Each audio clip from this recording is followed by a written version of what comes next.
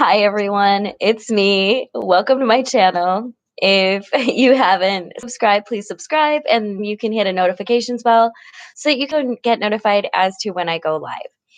So I was just doing this live vlog and Gypsy had come up and she wasn't keen on being on camera. So hi Tatum, nice to see you again. So, what I want to do first is I want to recap. For those of you who follow me, I hope you remember Myron that I had discussed before. And Myron had wanted treatment. And I had learned a lot through that because he was unable to get that treatment. And it was really difficult. So this time, I have really kind of started learning about what the resources are and I know what the resources are, but where exactly for a particular thing, which is substance abuse. And I have found that it isn't as wrapped up and as pretty as people say or like to think it is.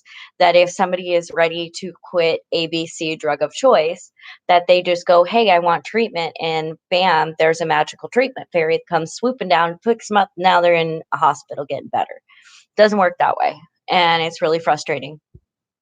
Um, so I get a call today from a person who was ready today to get off meth, be done, go into inpatient treatment. And I was like, yes, let's roll with this. You're awesome. This rocks.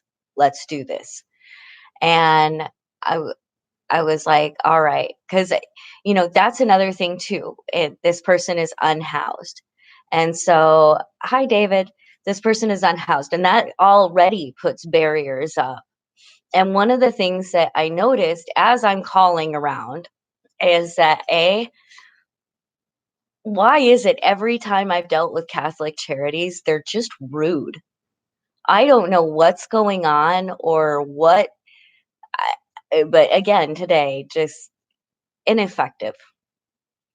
And so, anyway, there were time slots. A lot of them had, they would say treatment services, but it was only outpatient, or it was only counseling, or it was only groups. I had a very hard time learning anything about inpatient. Luckily, I had downloaded an app called Strapped, and it's STRAPPD, and it has services that are within your location as to where your GPS is. And as a service provider, you can also add your organization and the things that you do.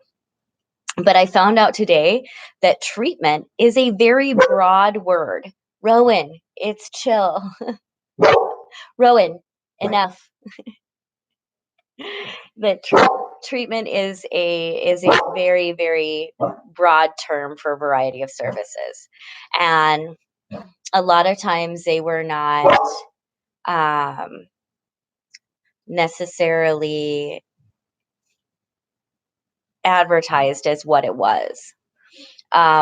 So anyway, but it all beside that, I finally got into the hepatitis A, and what they did is they also did not have inpatient, and I knew they wouldn't. It didn't list any of their stuff as having inpatient. I just thought if anyone would know what I could possibly do to get a person who needs treatment immediately, they would probably know. And whereas all these other treatment places did not. So I called them and they were wonderful, absolutely wonderful. Um, okay, just one second. Kate, dumb question. As much as I hate AA and NA, I think the people there would really rally around someone who is really ready to get off this stuff. Which wouldn't it be worth a try to send them there? The problem with that is that's considered counseling, and that's a peer counseling thing. It is for after intensive treatment, and really, you know, AA and NA definitely fill a void in services that are needed, but that's mainly really talk or group sharing. groups support groups can be wonderful, but NA and AA fall into support groups. There's a lot more that goes into really intensive counseling that goes along with long-term substance abuse issues. Um, there's parts of the brain in substance abusers that are affected. Um, so it really takes a lot more treatment than that, and that's why it was imperative to get this person into inpatient. They had already been clean for 3 days, and it was becoming a struggle. So it's at that point it was okay. Where can we get somebody into? And I knew already that the ER it does everything. However, they don't hold people, and it's more of a if they do hold anybody, it's on a psych hold, and they don't necessarily send people for substance abuse treatment. They might give them a referral to outpatient treatment, but the problem with that is we have to take people that as they are. You know, if somebody says I cannot stay off of drugs unless I am in somewhere locked up and away from it. We have to trust that that's what's best for them. We have to believe them. And that was a huge problem today was finding anywhere that was at all concerned about getting this person into treatment, except for, of course, the Hepatitis A project. And when I talked to them, they gave me the whole what needs to happen. So in King County, if you are ready for treatment, you want treatment now. First step before any kind of treatment, if you are on Medicaid, you have to get what's called a substance abuse and mental health assessment done. There are several places that offer this assessment. Um, they gave me a list. There's like DSHS, DESC, King County. There's a King County one. I don't remember the name. Sound Health, CPC. There's a variety of places. Now, with that being said, there's a lot of resources that do not do the assessment. It is, oh, you're referred here to be referred here to be referred here.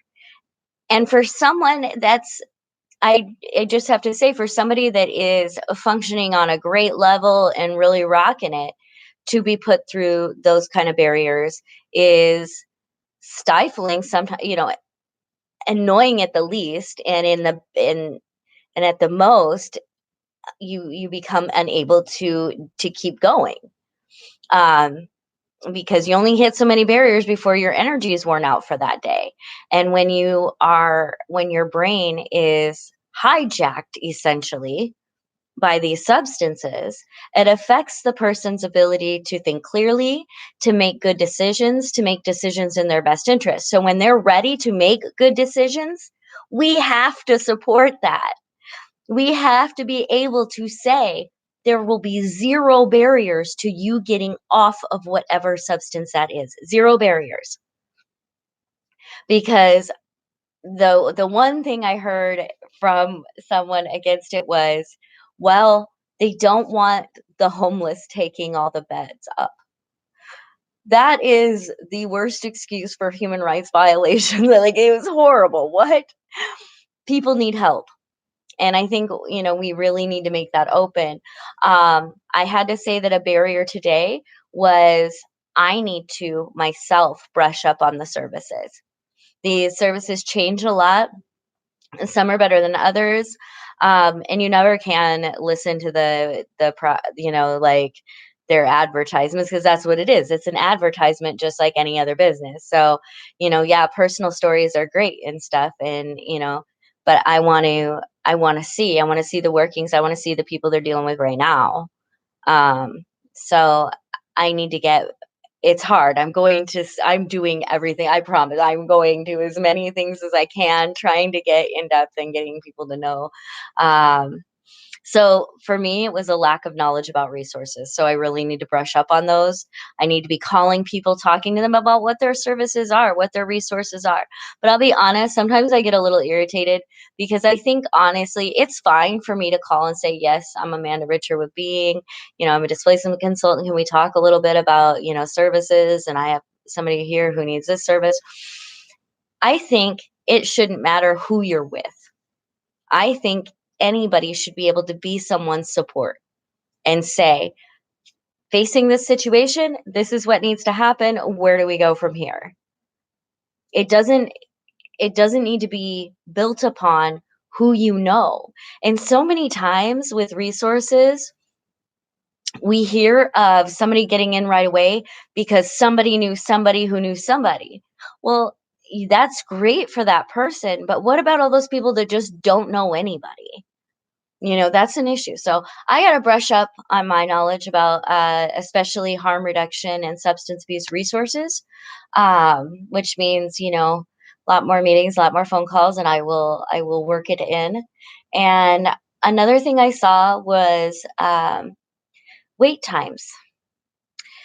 We do not, if I realize this today, if 25% of in our city of people who are addicted to substances suddenly said tomorrow, like we want them to, like we beg them to, like we shame them into, say 25%, one quarter, stop tomorrow and said, we want treatment. We couldn't do it. We flat out would have to turn them away. And I think that's where a lot of people out there are at. They've been turned away and turned away. And I don't think that really got brought home to me till today, that they've gone for treatment and been blown off. They've gone for treatment and faced a wait list. They've done this all for doors to be slammed in their faces because no matter what they're told, we're there for you whenever you decide. We've got this for you as soon as you're ready. No, we don't. No, we don't. And I think the only way that we're going to make people understand that it isn't that we need to make it that simple. We have to, because that's what no barriers is about. When someone is crawling on their hands and knees, it doesn't take that big of a pebble to hurt them. And that's what those barriers are. They're pebbles, they're boulders, they're things for people to climb through, climb over, climb. And um, it really depends. Well, CK, it depends. It depends. AA and NA fill a void, and they are good for some people. For example, after my drunk driving and my fourth head injury, I went to AA. Um, I went to AA for a couple of months. I found it to not be helpful for me. Tried a few different ones. It wasn't helpful for me. I know it is helpful to many. Many, many have been helped through AA and NA, but there are also medical treatments such as Anabuse that worked magically for me and have worked also for millions of people. And the thing is each person is different as to what's going to work for them. So it's important for us to get them into treatment rather than just into group therapy. But no, I mean, anything is better than nothing, but it is, as a rule, I would say, really push people towards doctor support. Because one of the tenets of AA and NA is, there's the 12 steps, but the whole thing is, well, just don't do that behavior.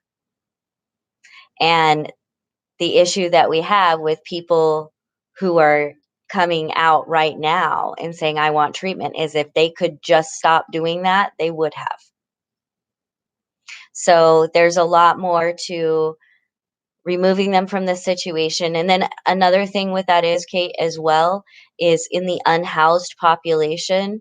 I think that you are right. There should be a group of people, hopefully, and I don't know, there may be, and I could check into it too, to see if there's AA and NA for the unhoused demographic, because it's a completely different scenario. It's 100% different than housed and the issues associated with that. Um, I've been on both sides of the coin. It's different. But yeah, you're right. Like anything. But I think that what people really need, no matter whether that's a faith-based program like AA and NAR, or a medically based treatment plan, or a holistic approach, no matter what those are, what those treatment options are, getting people to the treatment is imperative. But a lot of times, what we do right now is we do shuffle people to support groups, and we do shuffle people to therapy. And a lot of times, we just see people relapse. So, for relapse after relapse after relapse, we have to get intensive therapy with long term drug users or substance abusers. So, um, then the whole percentage of beds versus services is insane. We have to, that's the thing. We want people to go to treatment. We want people to get better. We know that when people get better, it makes our whole society better. It makes all of us better. We live in a better world with healthier people. So why on earth would we continually put these kind of barriers? And one of the things that I did think of, though, with the time slots thing is that a lot of this is not created necessarily around the demographic that it's supposed to serve. It's fashioned around the employees and what a normal work schedule was. And the thing is normal living hours for that population is not the same as normal office hours. And I do think that when we are dealing with any demographic, just like a store would have a particular demographic they're dealing with, if you're in a nonprofit and you are dealing with a demographic of people like this, I think that it is imperative that you understand that community, that culture, and what's going on with that. So many people do hang out there while waiting for treatment and then come back after treatment. I don't like the organization for myself for specific reasons, but good to know where the groups are. Yeah, absolutely. And a lot of times they do actually refer them to those groups in treatment many, many times. And when they're in inpatient, they actually in inpatient will have NA and AA groups themselves, I think. So I just the thing is I was really disheartened today. I was real disheartened the other day with Myron and the lack of social works, and and it was funny because I talked to well, it's not funny. I use funny as it's not funny. Um, I had a meeting with one of the congressman's reps, and we were talking about housing. And you know, I said we have to start treating this as a humanitarian crisis, and we have to start meaning what we say. If we want people to get off the streets and get into housing, then help them. If we want people to get clean and have treatment, whether that be for substance abuse or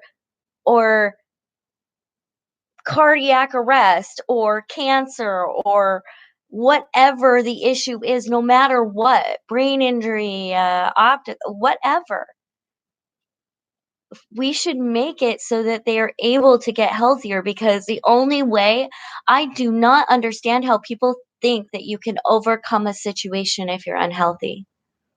Your health is all you have. If you cannot think clearly, then you cannot make good choices. You know, it's definitely a thing, you know? Um, how are you to survive if, you know, diabetes is eating your feet? and you can't live in a tent community and you can't there and there's no medical care. You want to go in for care, but they wrap them and put you back on a wheelchair in the street. You can't get healthy that way. You can't overcome anything. That's I have got to say unequivocally, if that's probably not even the right word, like I don't even know, but absolutely 100% without a doubt, I would not be where I am nor able to accomplish what I have accomplished without being housed.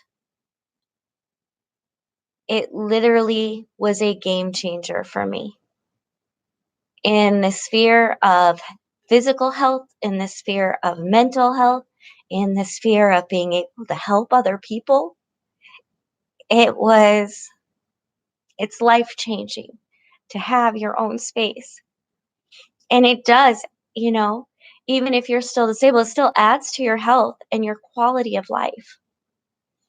And we should all want that for others.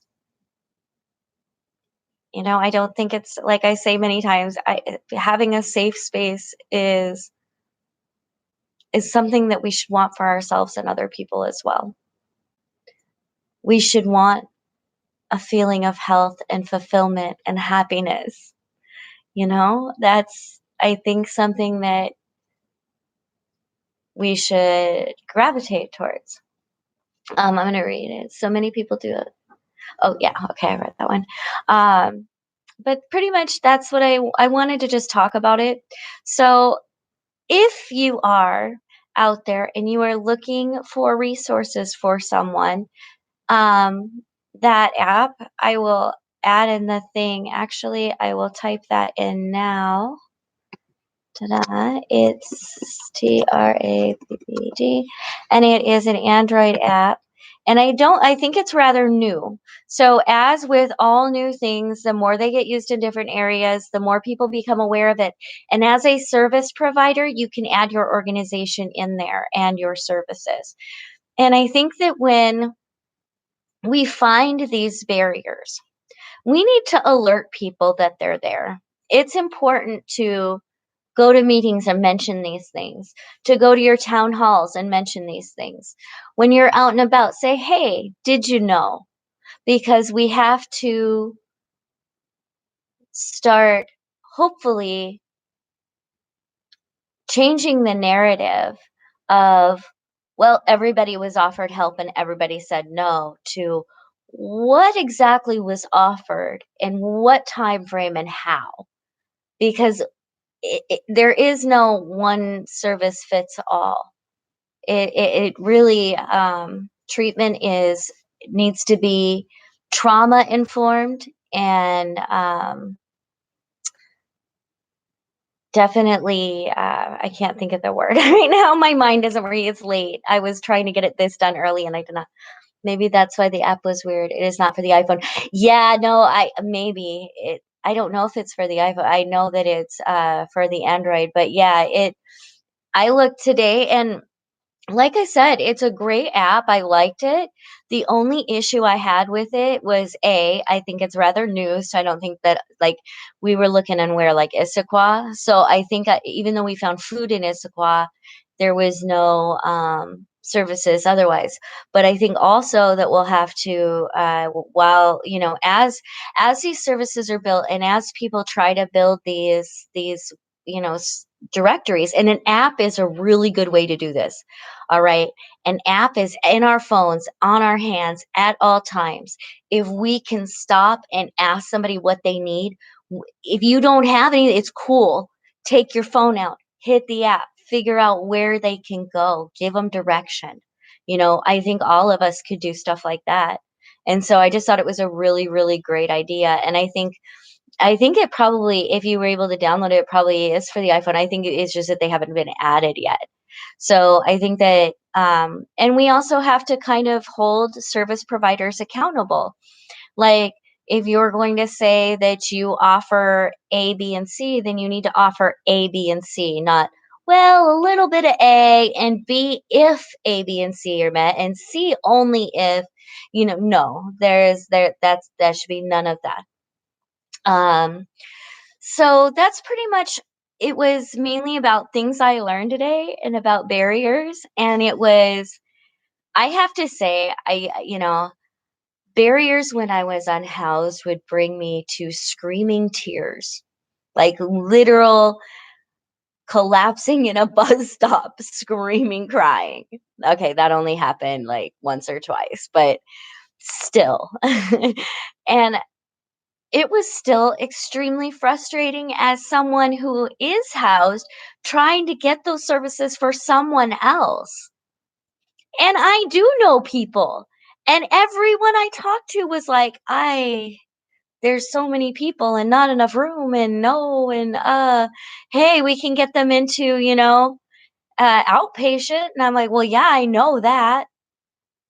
But sometimes if somebody says, I need to be locked in a room, I need to get away from anything and whatever to stay away from this, we need to believe them because we have seen what people will do if they're to get drugs sometimes.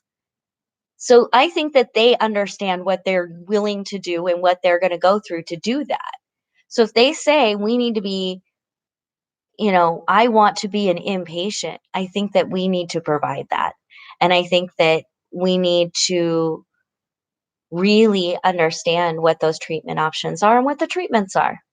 So, like one thing I found out today as well is they have a very hard time with uh, um, treatment with meth because there is no medicated assisted therapy that they can give someone who is addicted to meth. It is hold them close until they can't use anymore.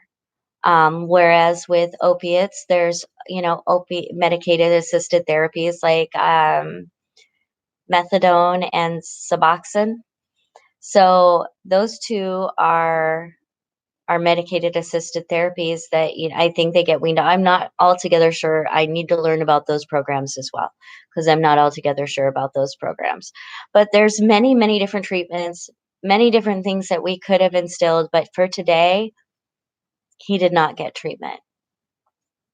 I'm hoping that for 8:30 in the morning that he does.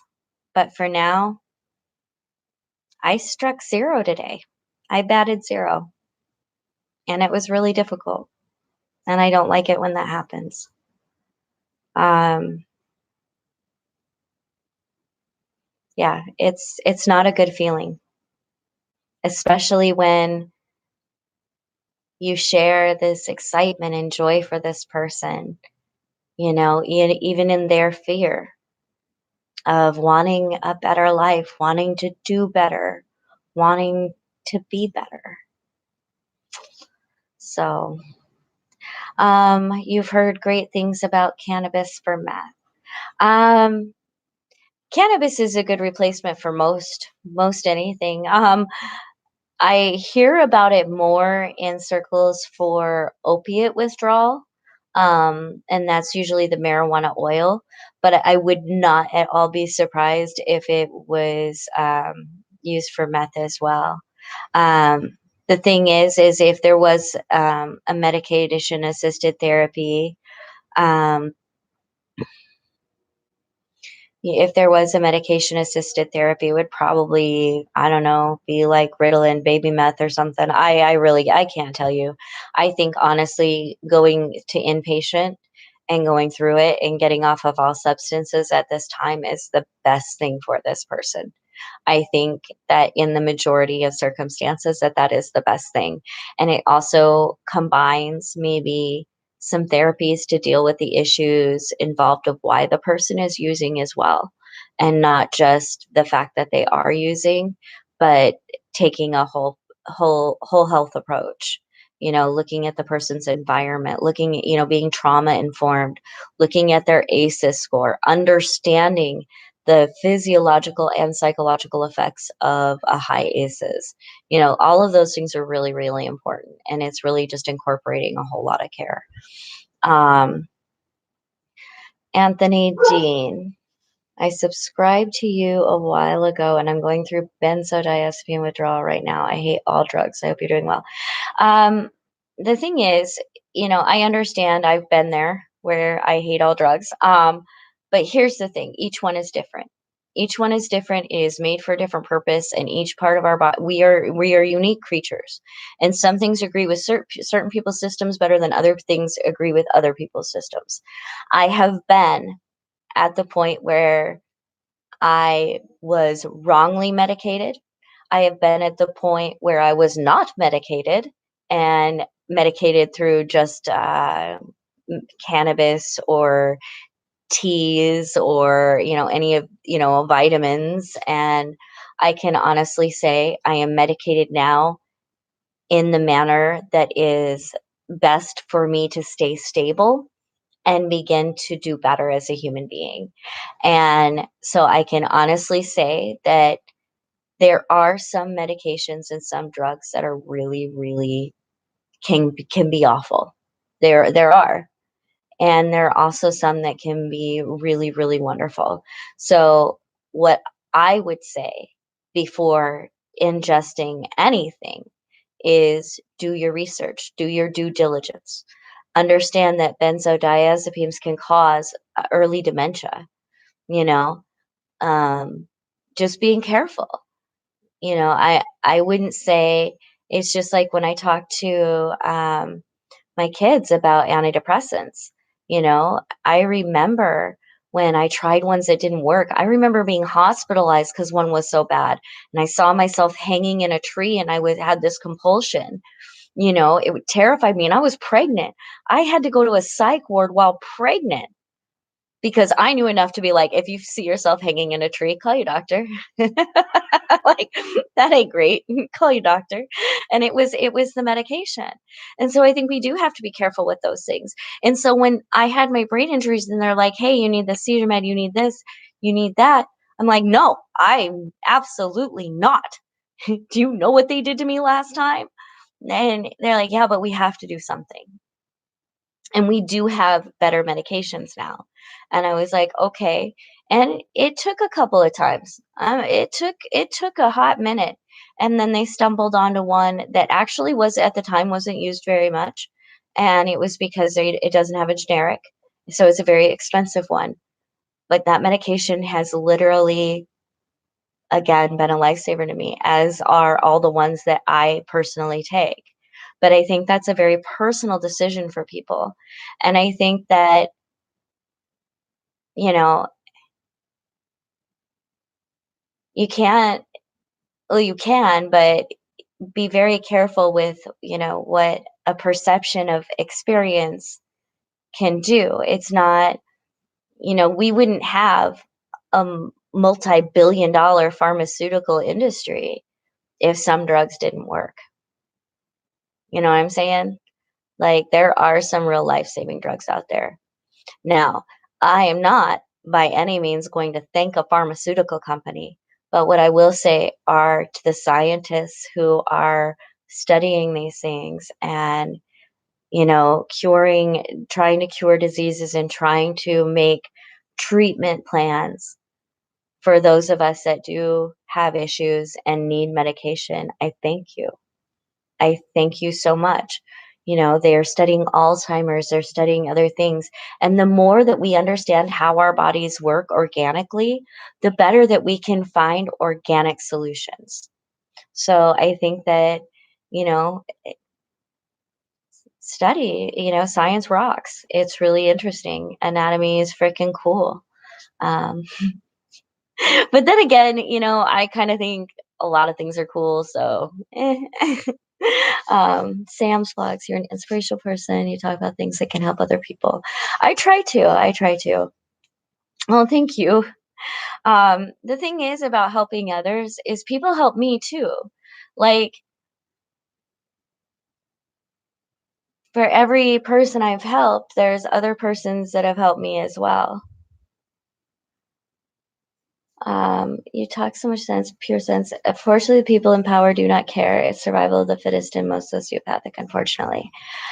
Um, I would say that absolute power corrupts absolutely. And I would say that we definitely, as a global society, have a problem with accepting one another as we come. And that's without condition and just because one is a fellow human being. And I think a lot of that is learned behaviors. And I think the only way to stop learned behaviors is to learn something new and to promote a new way of being. And I would have to say that for me, that's, you know, every day trying to do a little better. Um, if I can't get out, then study. If I can get out, do outreach. If I try to combine activities too, and but there's just as much kindness in the world. Maybe maybe it doesn't have as strong a foothold as we would like, but it's there. And there are some really amazing, beautiful, caring people out there.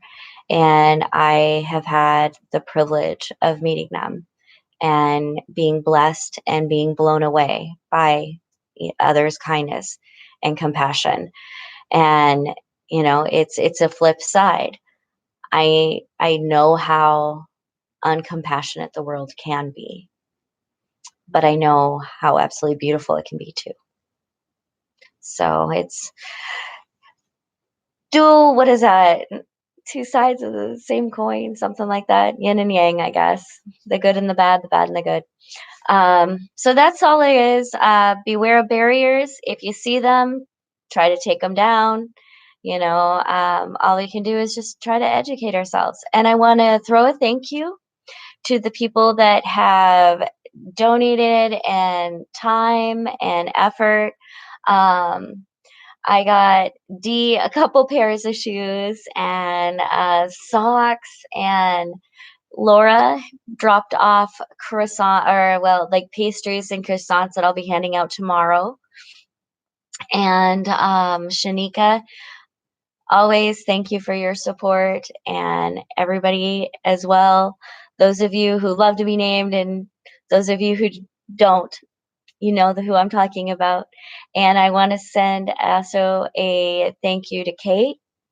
Um, I see you really reaching out in this community and really not just do you take out supplies, which you do that, but you also try to learn and educate and really want to be there for this cause. And it's appreciated so much. And I'm sending so much love out to you.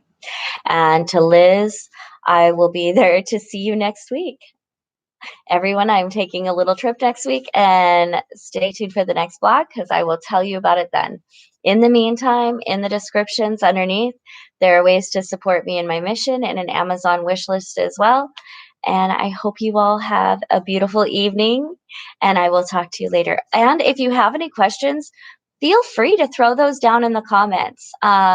Keep it respectful because my block game is strong. But other than that, I love questions. I hope you all have a great day or great night. It's night here. Good night.